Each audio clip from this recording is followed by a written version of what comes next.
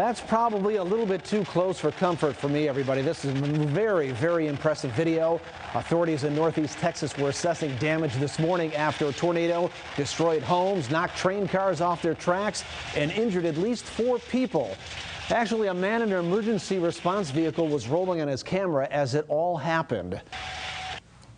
And he also doubles as a storm chaser, from what I understand. Good evening, everybody. We've got a lot to talk about it, and we could even see an embedded tornado around here. Let's explain. First, I just rendered the latest computer forecast model of a wind forecast. When you see the cooler tones like this, those are light winds, only at about 10, maybe 15 miles per hour. It's the warmer tones that we're going to transition to as we head through the overnight hours and into tomorrow morning. The yellows, the oranges, the reds, even the purples. Let me put this into motion. And again, watch the warmer tones come in here as we go through the overnight hours and into tomorrow morning. You see the red? That's just some very strong winds, because tomorrow morning, probably after daybreak, a cold front's going to be approaching across Lake Michigan. We have a chance at seeing a line of strong to severe thunderstorms along that front, which could contain some strong, damaging, straight line winds. And sometimes we get little circulations along that front with a good wind field. We call those little mesocyclones, which could spark a tornado as well. But you can see that's why the winds are so strong here tomorrow morning,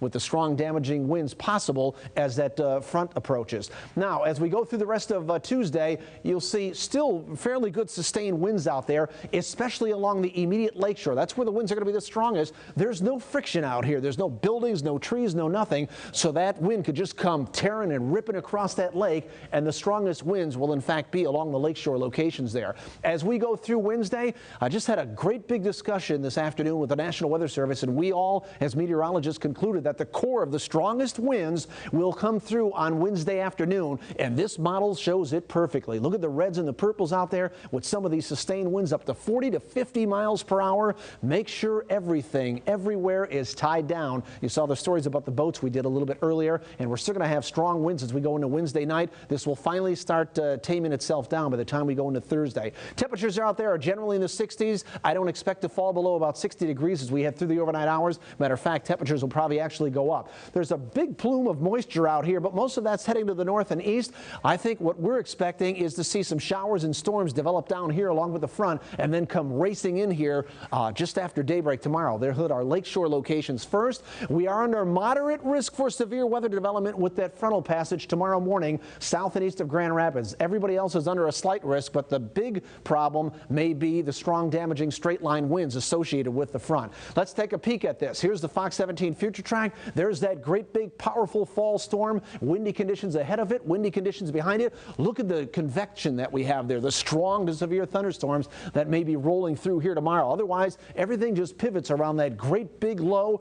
And look at the influence that we're under. It extends all the way down well to the south of us, but that's going to be very slow to lift out of the Great Lakes, and that's why this is a long duration event. Starts ramping up tonight and then goes right on through Tuesday night into Wednesday, and by Thursday we're going to start tapping a northwest flow and see some lake effect and lake enhanced clouds and rain showers by that time. So the winds start off Tuesday night and go into Wednesday out of the southwest. Wednesday night they go to the west, and by Thursday they turn to the northwest. Fox 17 weather timeline. Best chances of thunderstorms will be tomorrow morning after daybreak up to around noon, maybe 1 o'clock. We may squeak out 70 early tomorrow. Then the temperatures will fall behind that. High wind warning goes in effect tomorrow morning at 8 a.m. Stays in effect all the way until 8 p.m. on Wednesday. Again, it's an understatement to just call it a windy day. It's going to be much, much worse than that. This is going to be one of the strongest, most powerful storm systems we've had around here this time of the year in 12 years.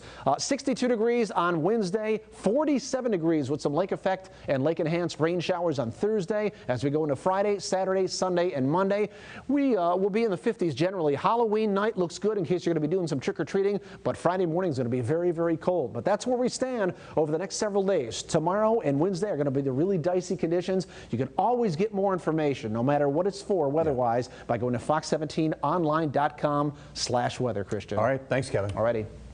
All right. Well, today was a great day to be outside, maybe taking a walk through the